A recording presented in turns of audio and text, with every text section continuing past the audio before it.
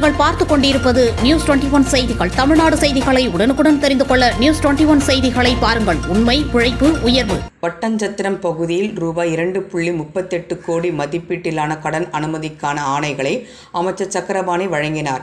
திண்டுக்கல் மாவட்டம் ஒட்டன்சத்திரம் சட்டமன்ற தொகுதி சிக்கமநாயக்கன்பட்டி, அம்பிளிகை மற்றும் காவேரியம்மாப்பட்டி ஆகிய ஊராட்சிகளில் புதிய தொடக்க வேளாண்மை கூட்டுறவு கடன் சங்கங்களை உணவு மற்றும் உணவுப் பொருள் வழங்கல் துறை அமைச்சர் அர சக்கரபாணி திறந்து வைத்தார்.